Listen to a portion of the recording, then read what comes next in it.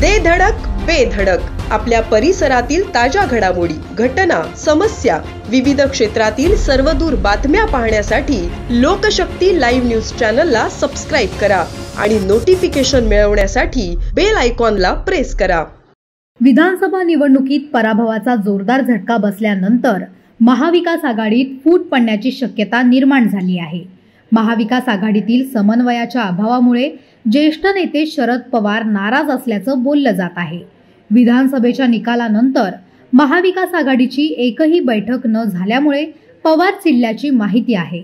त्यातच राष्ट्रवादी काँग्रेस शरदचंद्र पवार पक्षाचे खासदार डॉक्टर अमोल कोल्हे यांनी मित्र पक्षांना टोले लगावत मवियाला गेलेले तडे वाढवले आहेत। विधानसभेतील पराभवामुळे काँग्रेसची मोडलेली पाठ अद्याप सरळ व्हायला तयार नाही, तर शिवसेना ठाकरे गट अद्याप झोपेतून जागा झालेला नाही, असं अमोल कोल्हे पक्षाच्या पदाधिकारी कार्यकर्त्यांच्या बैठकीत म्हणाल्याचे वृत्त आहे। मित्र पक्षांच्या अशा वागण्यामुळे राष्ट्रवादी काँग्रेस शरदचंद्र पवार पक्षाला विरोधी पक्ष म्हणून वाढण्यास स्पेस आहे, असंही कोल्हे म्हणाले आहेत। पराभव आधी मनात होतो आणि नंतर रणांगणात होतो। मरगळ झटका आणि कामाला लागा।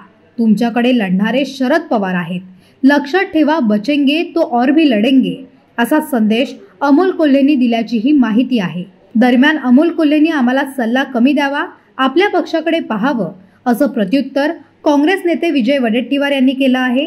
तीनही पक्ष आहेत, आपल्या पद्धतीनं काम करतायत। कोल्हेंचं म्हणणं एवढंच सांगतो की अमोलरावांनी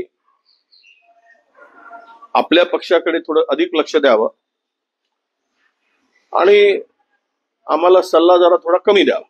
दरम्यान येत्या काळात स्थानिक स्वराज्य संस्थेच्या निवडणुका होणार आहेत। या निवडणुकीत आपण युती आघाडी न करता स्वबळावर लढावे, अशी गळ पदाधिकाऱ्यांनी ठाकरेंना घातली असल्याचे समजते आहे।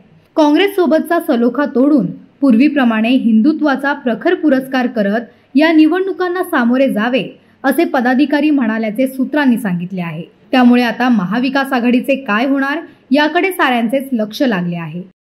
लोकशक्ती लाईव्ह साठी न्यूज ब्युरो, मुंबई। अशाच सच्चाई दर्शवणाऱ्या बातम्या पाहण्यासाठी लोकशक्ती लाईव्ह न्यूज चॅनलला लाईक करा, शेअर करा आणि सबस्क्राईब करा।